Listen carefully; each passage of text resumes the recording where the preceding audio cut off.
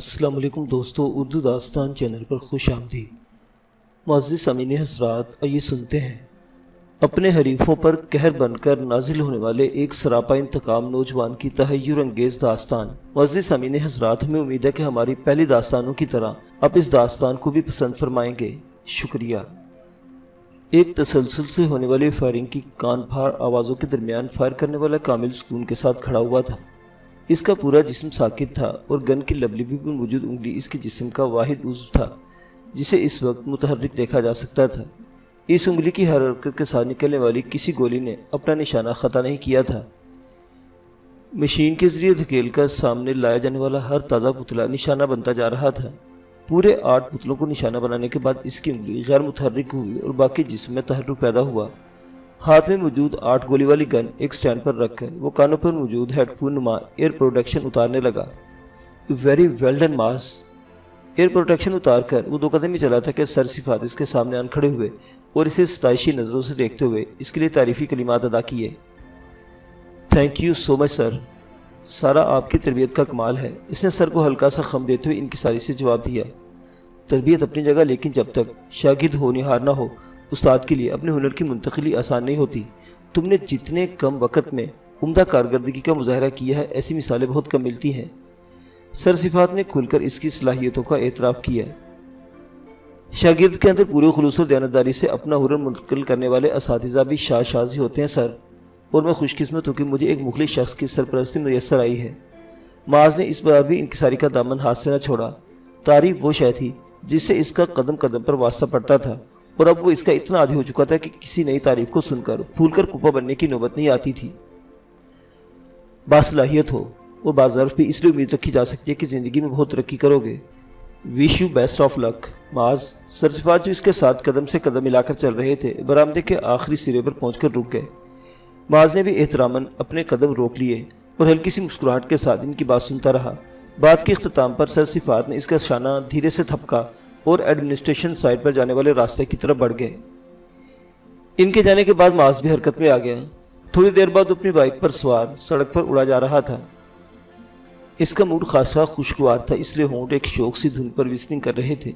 آگے traffic jam دیکھ کر مزاج کی شوخی اور خوشگواری مان پڑ گئی۔ اسے ایک جگہ پہنچنے کی جلدی تھی اور آگے کا راستہ ہی بند پڑا ہوا تھا۔ کیا مسئلہ ہے؟ اس نے کسی نہ کسی طرح پلٹ کر واپس آتے ایک موٹر سائیکل سوار سے پوچھا۔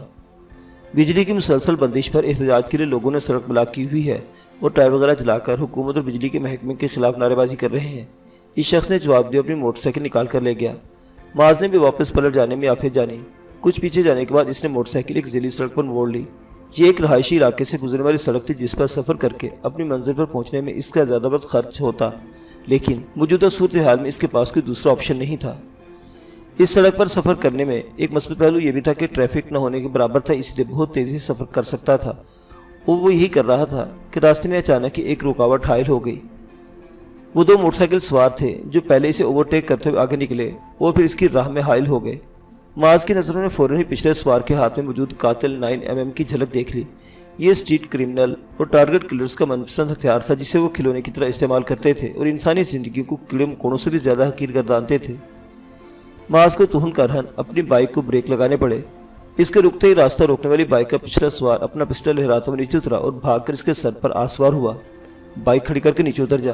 وہ لڑکا جس کی عمر بمشکل 18-19 سال تھی نہایت بدتمیزی سے دھاڑا، لیکن اس کے حرکات و سکنات میں موجود اضطراب اس عمر کا غماز تھا کہ اسے اس فیلڈ میں آئے زیادہ وقت نہیں گزرا اور ابھی وہ تجربے کے اعتبار سے کچا ہے۔ ایسے کچے بندے زیادہ پینک ہوتے ہیں اور ان کے ہاتھ میں ہتھیار زیادہ خطرناک ثابت ہوتا ہے، اس لیے معاذ نے کسی بحث مباحثے میں پڑنے کی کوشش نہیں کی اور خاموشی سے بائک چھوڑ کر اتر گیا۔ اپنا موبائل اور والٹ بھی نکال، جلدی کر۔ لڑکے نے ایک اور حکم صادر کیا۔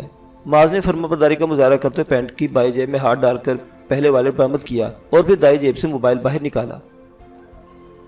دونوں چیزیں نکال کر اس نے یوں بیک وقت دونوں ہاتھ آگے بڑھائے جیسے لڑکے کو موبائل اور والٹ تھمانا چاہ رہا ہو۔ ثانیہ بھر کے لڑکی کی توجہ اس کے ہاتھ کی طرف مبذول ہو گئی اور یہی وقت تھا جب معاذ کی ٹانگ حرکت میں آئی۔ لڑکے کا پسٹل والا ہاتھ اس کی ٹانگ کا نشانہ تھا۔ ایک بھرپور ضرب نے اس کے ہاتھ سے پسٹل نکال دیا اور ذرا سا لٹرایا بھی۔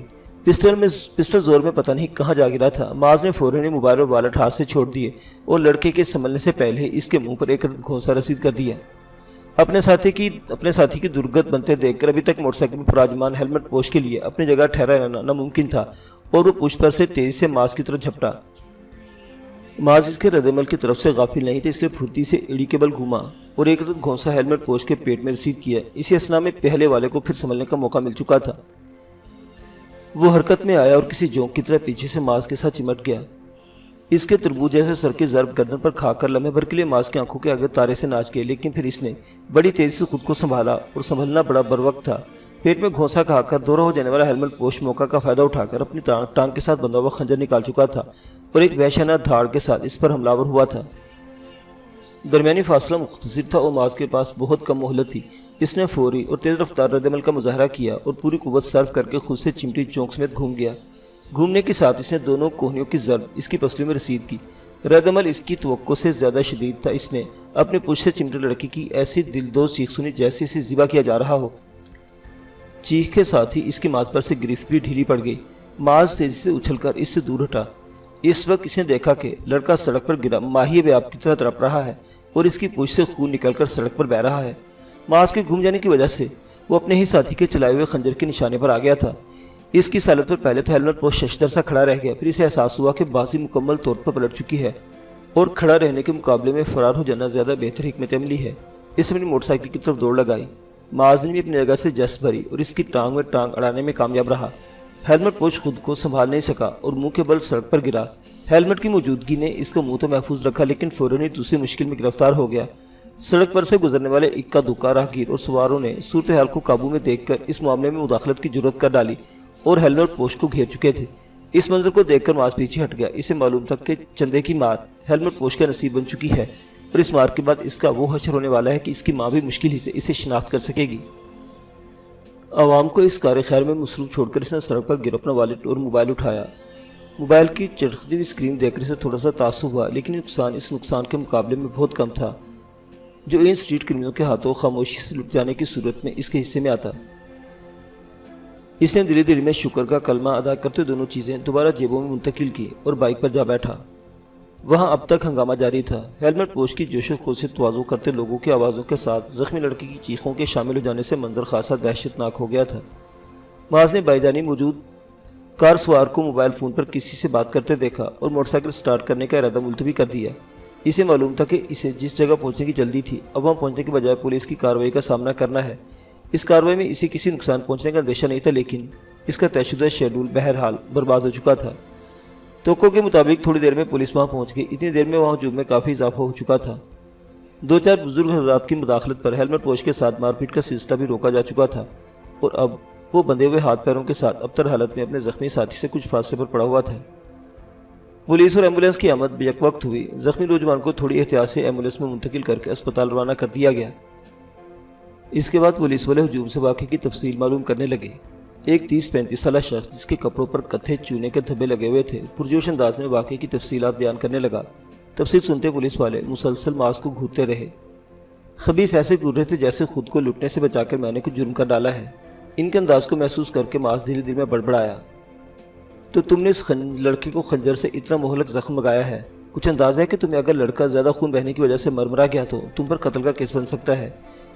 اس پولیس پارٹی کو لیڈ کرنے والے ASI نے یہ جملہ بول کر ماز کا فیوز ہی اڑا دیا۔ وہ وکٹم تھا اور یہاں اسے ہی ڈرایا اور دھمکایا جا رہا تھا۔ میں نے اس لڑکے کو زخمی نہیں کیا، وہ اپنے ساتھی کی خنجر سے زخمی ہوا ہے۔ غصہ آنے کے باوجود اس نے ضبط سے کام لیا اور صورتحال کی وضاحت کی۔ ابھی اس آدمی نے بتایا کہ لڑکے کو تم سے مقابلے کے دوران زخم لگا ہے، تم اتنی آسانی سے گواہ کو کیسے جھٹلا سکتے ہو؟ پولیس والے اس کی وضاحت کسی خاطر میں نہیں لایا۔ ان بھائی صاحب نے یہ بتایا کہ لڑکا مجھ سے لڑنے کے دوران زخمی ہوا ہے، یہ نہیں کہا کہ اس پر خنجر سے وار کرنے والا میں ہوں۔ پولیس والوں کو خامخواہ اپنے گلے پڑتے دیکھ کر اس کے غصے میں اضافہ ہو گیا، جس کے باعث آواز بھی معمول سے کافی بلند ہو گئی۔ یہ ٹھیک کہہ رہا ہے سر، خنجر اس کے پاس نہیں، بلکہ اس موقع پر پولیس کو بیان دینے والے شخص نے مداخلت کر کے صورتحال کو واضح کرنے کی کوشش کی، لیکن اسے ڈپٹ دیا گیا۔ چپ کرو، جب تجھ سے بولنے کو کہا جائے تب بولنا۔ اگر آپ کو میری بات پر یقین نہیں تو خنجر پر سے فنگر پرنٹس اٹھوا کر تصدیق کر لیجئے گا۔ فنگر پرنٹس کی رپورٹ سے ثابت ہو جائے کہ اس لڑکے پر خنجر چلانے والا میں نہیں بلکہ یہ شخص تھا۔ معاذ نے ایک بار پھر اپنے غصے کو قابو میں رکھنے کی کوشش کرتے ہوئے ایک عقلی دلیل پیش کی اور ہیلمٹ پوش کی طرف اشارہ کرتے ہوئے بولا، لوگوں نے مار پیٹ کے دوران اس کا ہیلمٹ اتار کر پھینک دیا تھا اور اس 20-22 سالہ لڑکے کے چہرے پر بھی عوام کی شفقت کی نشانیاں چند نیل کے نشانات اور پھٹے ہوئے ہونٹ کی صورت میں دکھائی دے رہی تھی، لیکن اب وہ زیادہ سراسیمہ محسوس نہیں ہو رہا تھا اور یوں لگتا تھا کہ پولیس کی موجودگی اسے تقویت پہنچا رہی ہے۔ معاذ کا ماتھا ٹھنکا۔ پولیس و جرائم پیشہ افراد کے گٹھ جوڑ کی داستانوں سے تو وہ بھی خوب واقف تھا۔ اب تیرے جیسا کل کا لونڈا ہمیں بتائے گا کہ ہمیں کیا کرنا چاہیے اور کیا نہیں۔ ہم تو وہ ہیں بچوں کے بغیر کسی ماہر کے رپورٹ پیش کیے صرف ہاتھ دے کے بتا سکتے ہیں کہ کس کے فنگر پرنٹس کہاں موجود ہو سکتے ہیں۔ نہایت استہزائیہ لہجے میں جملے کہتے ہوئے ایک پولیس والے نے جھپٹ کر معاذ کا ہاتھ پکڑ لیا اور اپنے چہرے کے نزدیک لے گیا۔ یکدم ہی اس کے نتنے پھڑکنے لگے۔ اوئے، تیرے ہاتھ سے تو بارود کی بو آ رہی ہے، کہاں واردات کر کے آ رہا ہے؟ وہ یوں چیخا جیسے ارشمیدس پہلی بار اچھال کی قوت دریافت کرنے پر چیخا ہوگا۔ میں ایک شوٹنگ کلب کا ممبر ہوں اور سیدھا وہیں سے آ رہا ہوں، اس لیے آپ کو میرے ہاتھ سے بارود کی بو آ رہی ہے۔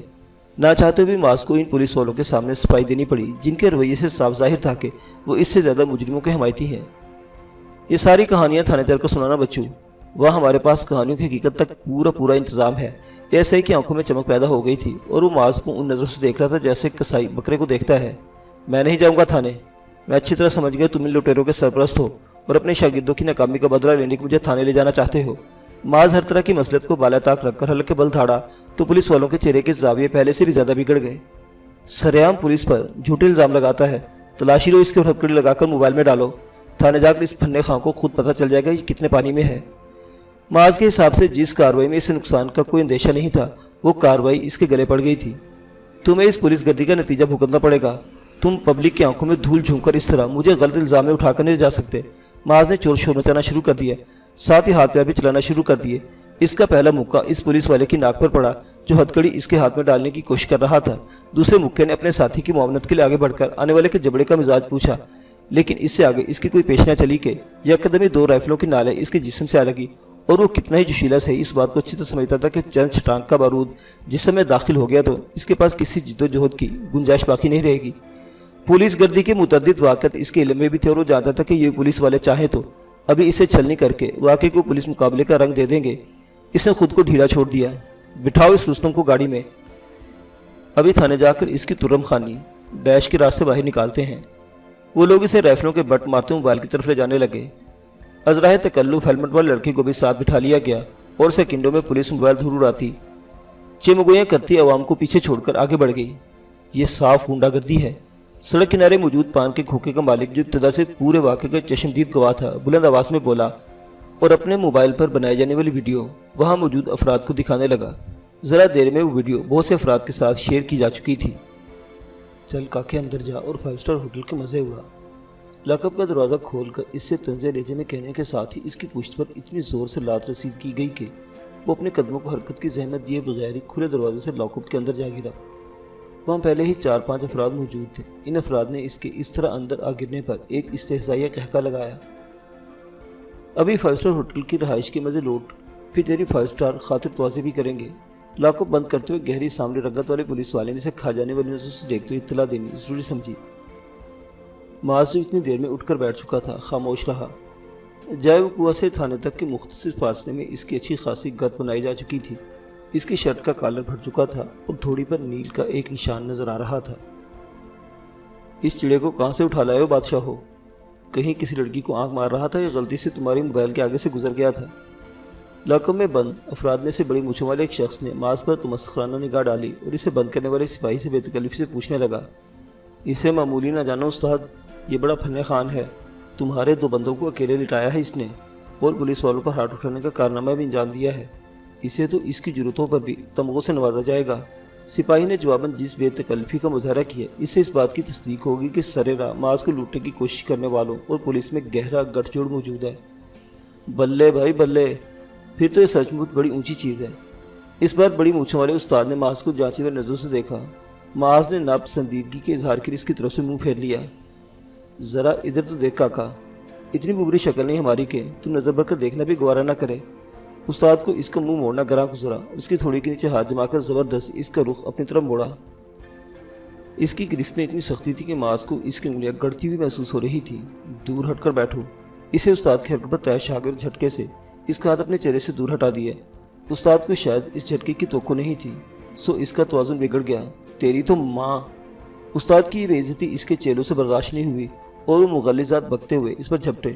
معاذ کے لیے اس صورتحال میں اپنی جگہ بیٹھے رہنا ممکن تھا۔ وہ کسی سپرنگ کی طرح اچھل کر اپنی جگہ پر کھڑا ہو گیا اور خود کو مکہ رسید کرنے کی کوشش کرنے والے کی کلائی پر ہاتھ ڈال کر اسے ناکامی سے ہمکنار کرنے کے ساتھ ساتھ دوسری جانب سے حملہ آور ہونے والے کو ایک لات بھی رسید کی۔ تاہم اس دوران تیسرے کو موقع مل گیا اور اس نے معاذ کی کمر پر ایک لات دے ماری۔ اس کے بعد تو جیسے لاک اپ میں بھونچال ہی آ گیا۔ ایک طرف معاذ تھا اور دوسرے استاد کے تینوں گرگے۔ وہ بڑھ چڑھ کر اس پر حملہ کر رہے تھے اور وہ اپنا دفاع کرنے کے ساتھ ساتھ انہیں ٹھیک ٹھاک ضربے بھی لگا رہا تھا، لیکن بہرحال وہ تین تھے اور اسے بھی ان کے ہاتھوں چوٹیں کھانی پڑ رہی تھی۔ بڑی بڑی مچھ والے استاد نے اس ہنگامے میں حصہ نہیں لیا تھا اور دیوار سے ٹیک لگا دلچسپی سے اپنے ساتھیوں اور اسے لڑتا ہوا دیکھ رہا تھا۔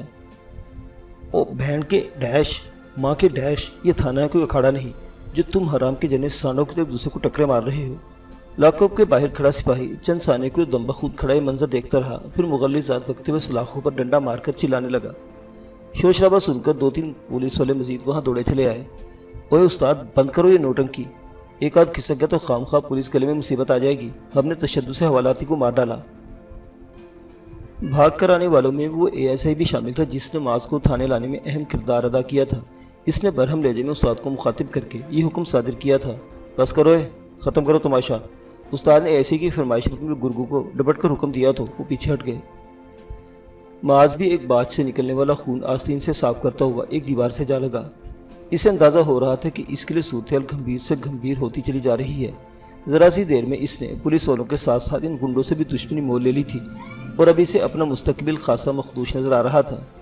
ذرا باہر تو نکالو اس ترم خان کو، ذرا ہم بھی تو آزمائیں کہ اس کے اندر کتنا زور ہے۔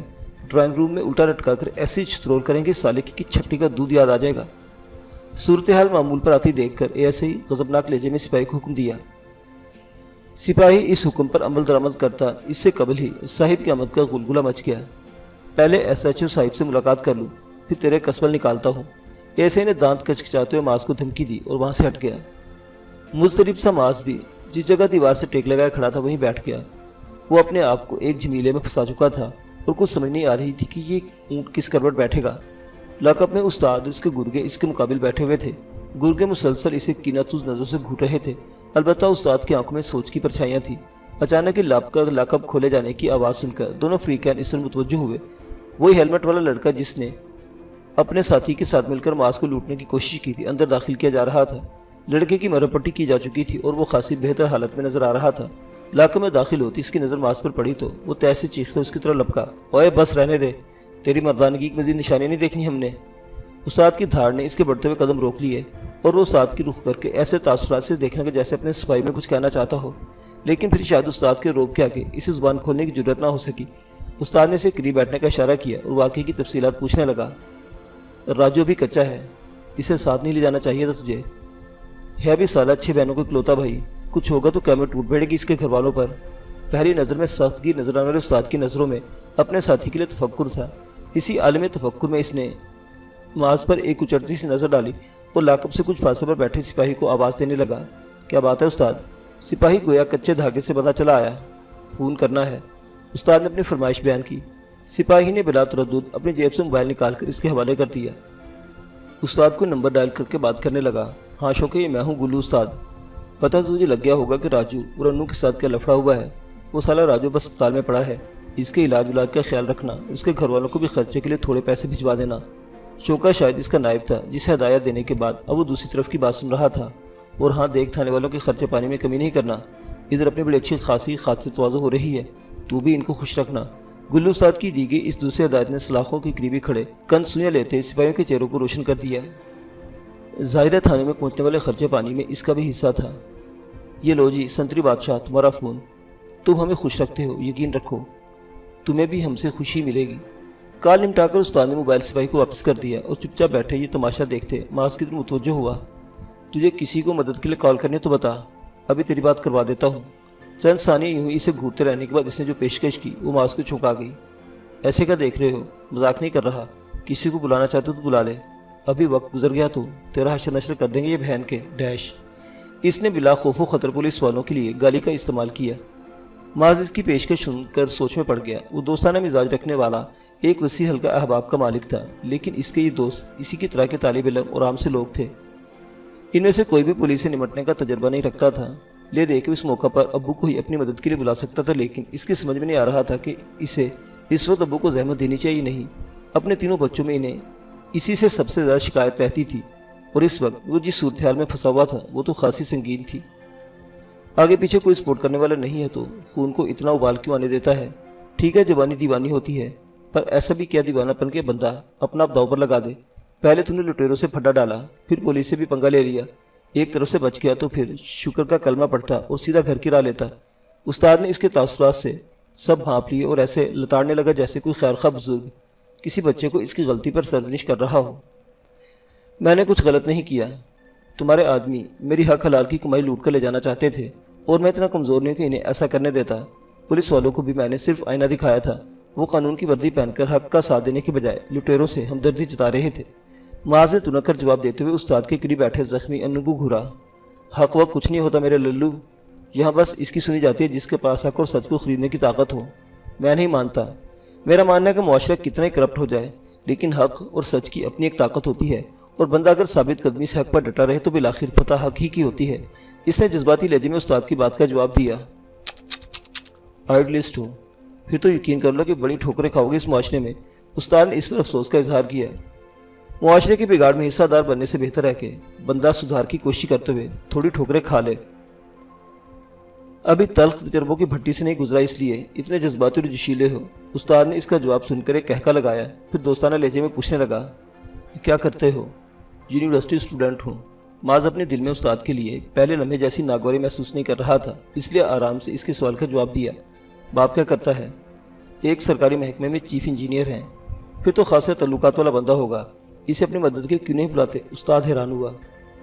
ایک تو وہ زیادہ سوشل نہیں ہے، دوسرے میری حوالات میں موجودگی ان کے لیے تکلیف دہ ثابت ہوگی، اس لیے انہیں فون کرنے کی ہمت نہیں ہو رہی۔ اس نے سچائی سے کام لیا۔ تو رات گھر نہیں پہنچے گا تو بھی تیرا باپ پریشان ہوگا اور شہر بھر میں تو ڈھونڈتا پھرے گا، تو اس سے بہتر نہیں کہ تو خود اسے اطلاع دے دے۔ استاد کی بات میں وزن تھا، پھر بھی معاذ ابو کو اطلاع دینے کے معاملے میں تذبذب کا شکار رہا۔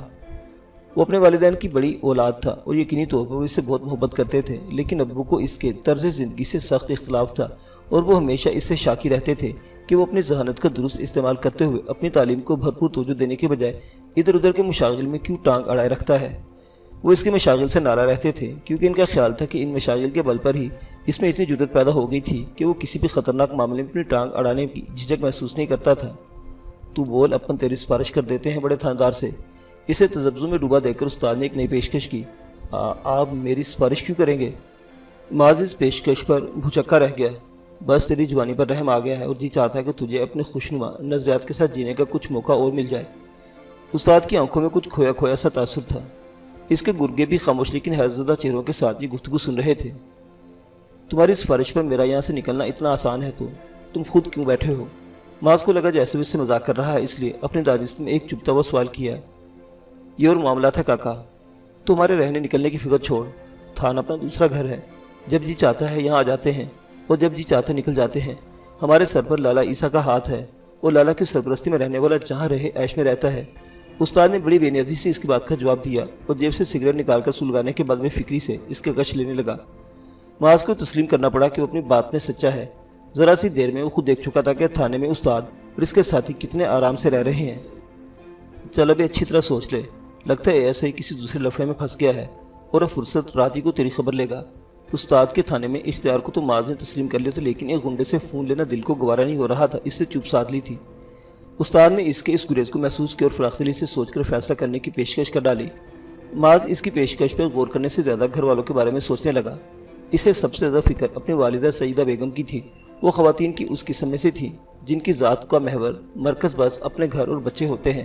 گھر اور اولاد کے معاملات میں کسی بھی شے سے زیادہ بے ترتیبی ان کے لیے ناقابل برداشت ہوتی ہے، اور معاذ سمیت وہ تینوں بہن بھائی اس بات کے پابند تھے کہ طے شدہ وقت پر گھر واپس پہنچ جائیں۔ کسی غیر متوقع صورتحال میں انہیں فون کر کے لازماً امی کو مطلع کرنا ہوتا تھا، لیکن آج معاذ ایسا کرنے سے قاصر تھا۔ وہ تمام اشیاء بشمول موبائل کے جنہیں لٹیروں سے بچانے کے لیے اپنی جان کی بازی لگا گیا تھا، اب پولیس والوں کے قبضے میں تھی۔ وہ بہت دیر تک حوالات کے ٹھنڈے فرش پر گھٹنوں میں سردی بیٹھا رہا اور ان امکانات کے بارے میں غور کرتا رہا جو اسے یہاں سے نکالنے میں معاون ثابت ہو سکتے تھے۔ گلو استاد کی پیشکش قبول کرنے میں آر محسوس کرنے کے باوجود اس کی پیشکش بھی بار بار ذہن میں آ رہی تھی۔ ابھی پولیس والوں نے باقاعدہ اس پر اپنا ہنر نہیں آزمایا تھا، لیکن پھر بھی وہ اپنے جسم کے کئی حصوں سے درد کی ٹیسیں اٹھتی محسوس کر رہا تھا، خصوصاً جن مقامات پر رائفلوں کے بٹ مارے گئے تھے وہاں خاصا درد ہو رہا تھا، اور وہ سوچنے پر مجبور تھا کہ جب اسے ڈرائنگ روم میں الٹا لٹکایا جائے گا تو اس کا کیا حشر ہوگا۔ اس کے لیے تو ان مچھروں کو برداشت کرنا بھی مشکل ہو رہا تھا جو دن کی روشنی ختم ہوتے اچانک حملہ ہو گئے تھے اور جسم کے کھلے حصوں کے علاوہ لباس کے اوپر سے بھی کاٹنے کا فریضہ بخوبی انجام دے رہے تھے۔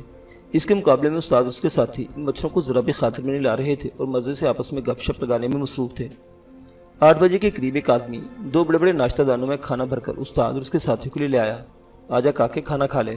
حوالات کے گلے فرش پر پلاسٹک کا دسترخوان بچھا کر کھانا چن دیا گیا تو استاد نے سے آواز لگائی، کیا امی تصور بھی کر سکتی ہیں کہ میں اتنے گندے ماحول میں ایسے میلے کچالے لوگوں کے ساتھ بیٹھ کر کھانا کھاؤں گا؟ اسے فوراً گھر والوں کی صحت کے لیے ہر دم متفکر رہنے والی اپنی ماں کا خیال آ گیا۔ امی تو اس معاملے میں اتنی حساس تھی کہ ان لوگوں کو ہوٹلنگ کی بھی اجازت نہیں دیتی تھی اور خود کو اس حد تک کاموں میں کھپائے رکھتی تھی کہ ان کے گھر اچار، مربے اور چٹنیاں تک شاذ و نادر ہی بازار سے آتی تھی۔ کیا سوچتا ہے ہیرو، آجا کھانا کھا لے۔ استاد نے اسے خاموش خیالوں میں گم بیٹھے دیکھا تو دوبارہ آواز دی، مجھے نہیں کھانا۔ اس نے انکار میں گردن ہلائی، کھا لے یار، یا کوئی اور تجھے کھانے کا نہیں پوچھے گا۔ استاد نے اصرار کیا تو پہلے سنجیدگی سے اس کی شکل دیکھتا رہا، پھر آہستہ سے بولا، تمہیں ایک بات بتاؤں استاد؟ استاد نے زبان سے کچھ نہیں کہا اور منتظر نظروں سے اس کی طرف دیکھنے لگا۔ میرے والد ایک اچھی پوسٹ پر ہیں اور اختیار رکھتے ہیں کہ اپنی اصل کمائی سے بہت زیادہ اوپر کی کمائی کر سکیں، لیکن میری امی نے انہیں پابند کیا ہوا ہے کہ چاہے وہ ہمیں سہولیات و تعیشات کی فراہمی میں کمی کر دیں لیکن گھر میں حرام کا ایک دھیلا لے کر نہ آئے۔ میرے والد بڑی مشکل سے کیچڑ میں دامن بچا بچا کر چلتے ہیں اور الحمدللہ ہمارے گھر کے تمام اخراجات بخوبی پورے ہو رہے ہیں۔ میں اپنے بھائی اور بہن کے مقابلے میں ذرا ایسے شوق رکھنے والا بندہ ہوں جن کی تکمیل کی ربوں کی چادر تنگ پڑتی ہے، تو میں نے ان پر برڈن نہیں ڈالا اور اپنی ٹف روٹین میں سے وقت نکال کر ایک اچھے گھرانے کے بچوں کو ٹیوشن دیتا ہوں۔ ماذ اتنا کہہ کر ذرا دیر کے لیے خاموش ہو گیا۔ میں کچھ تیری بات کا مطلب سمجھ رہا ہوں، خاموش مت ہو، پوری بات بول، استاد نے گھمبیر لہجے میں اس سے کہا۔ زیادہ کیا بولوں، تم خود سوچو کہ جس بائک، موبائل اور والٹ کو بچانے کے لیے میں اپنی جان کی بازی لگا کر مسلح افراد سے بھیڑ گیا تھا، وہ میں نے کتنی مشقت سے خریدے ہوں گے، اور وہ سارے لوگ جو ہر روز اس شہر کی سڑکوں پر لٹتے ہیں وہ بھی میری طرح اپنے خون پسینے کی کمائی ہی سے چیزیں خریدتے ہوں گے، تو پھر میں کیسے کھانا کھا لوں جس میں؟ اس نے اس بار بھی اپنی بات ادھوری چھوڑ دی۔ بات ادھوری تھی لیکن اس کا مفہوم مکمل ہو چکا تھا۔ استاد اور اس کے ساتھیوں کے چہروں کی رنگت متغیر ہو گئی، لیکن پھر استاد نے فوراً خود پر قابو پا لیا اور ہنس کر بولا، تو مانے گا نہیں، لیکن ہم بھی تو خون پسینہ بہا کر ہی اپنا رزق حاصل کرتے ہیں، لیکن عام طور پر خون دوسروں کا ہوتا ہے۔ اس نے ترنت کہا، موڈ خراب نہ کر یار، نہیں کھاتا تو نہ کھا، ہمیں کھانے دے۔ اس بار استاد کا لہجہ بگڑ گیا۔ ماذ نے بھی خاموشی اختیار کر لی۔ کھانے کے بعد استاد اس کے ساتھی بہت دیر تک سگریٹ سے شغل کرتے رہے۔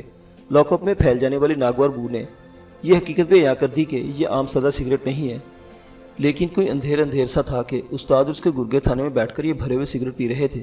سگریٹ پینے کے کچھ دیر بعد استاد اس کے گرگے ننگے فرش پر لیٹ کر خراٹے لینے لگے۔ محاذ کا تو مچھروں نے جینا ہی دو بھر کیا ہوا تھا، خالی پیٹ بھی دہائیاں دینے لگا۔ پھر یہ خوف الگ تھا کہ جانے کب ڈرائنگ روم کی سیر کا سندیش آ جائے۔ ہر آہٹ پر اس کا دل سینے میں بری طرح دھڑکنے لگتا تھا۔ نیند کی دیوی مہربان ہوتی بھی تو کیسے؟ اس جہنم میں کتنے گھنٹے اور کتنے منٹ گزرے، اس کے پاس انہیں گننے کا کوئی پیمانہ نہیں تھا۔ وہ بس گھٹنوں میں سردی کسی مجسمے کی طرح ساکت بیٹھا ہوا تھا۔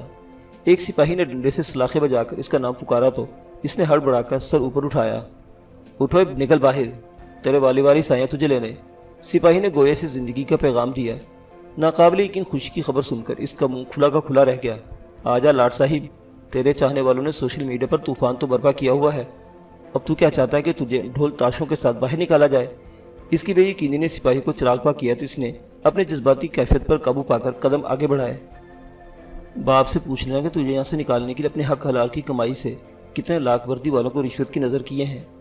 وہ لاک اپ کے کھلے دروازے سے قدم باہر رکھ رہا تھا کہ اپنے عقب سے استاد کی طنزی آواز سن کر ٹھٹکا، چل پھر چل، جیسے بھی صحیح، پر مجھے خوشی ہے کہ تجھے تھانے میں وہ روایتی رات نہیں گزارنی پڑی جسے گزارنے کے بعد حق حلال کی کمائی کو بھول کر بندہ گلو استاد بننے کی راہ پر قدم رکھ دیتا ہے۔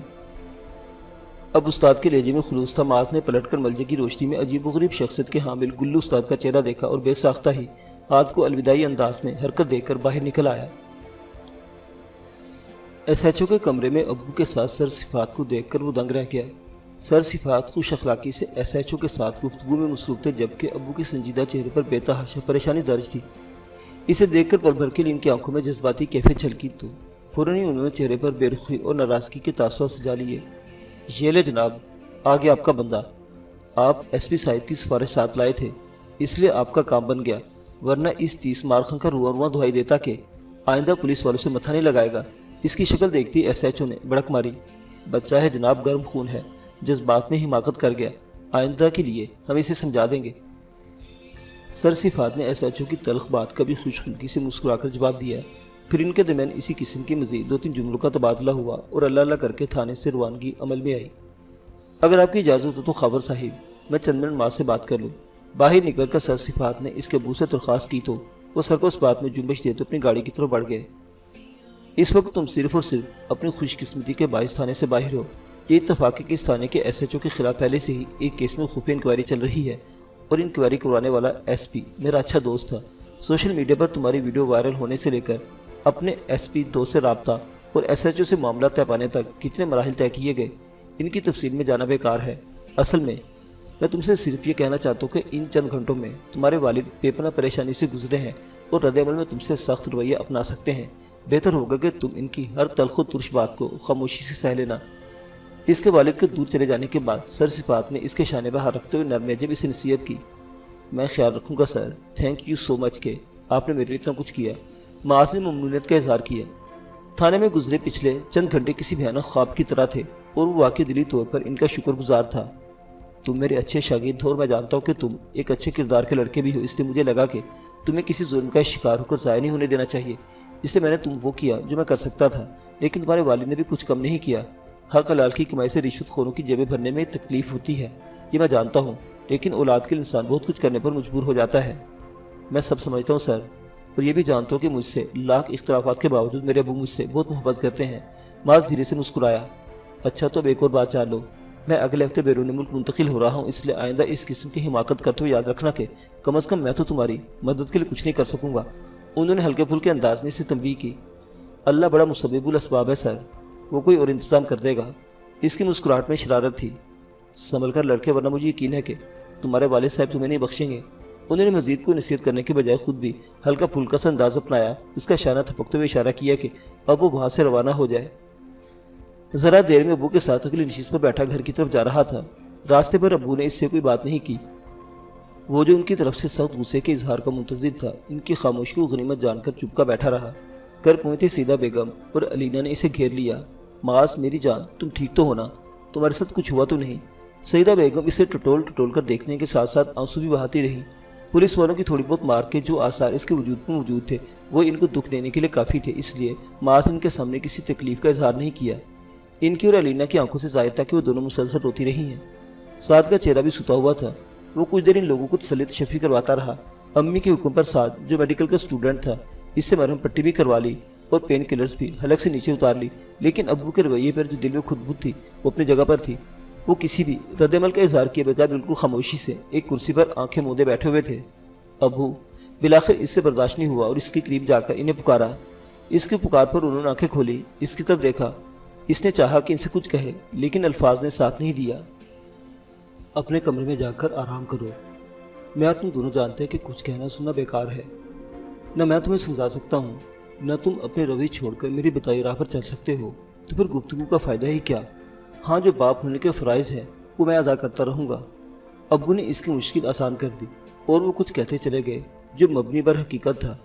اس پر معاذ کا دل چاہا کہ ان سے وعدہ کر لے کہ جو کچھ وہ اس سے چاہتے ہیں وہ کرنے کو تیار ہے، لیکن پھر رک گیا۔ اسے معلوم تھا کہ اس کی افتاد تباہ ایسے کسی وعدے کی متحمل نہیں ہو سکتی۔ معزز سامعین حضرات، آپ کو یہ نئی کہانی کیسی لگی؟ اپنی آراء کا اظہار کمنٹ باکس میں کیجیے گا تاکہ ہم اس داستان کو جاری و ساری رکھ سکیں۔ کہانی سننے کا شکریہ۔ اللہ حافظ۔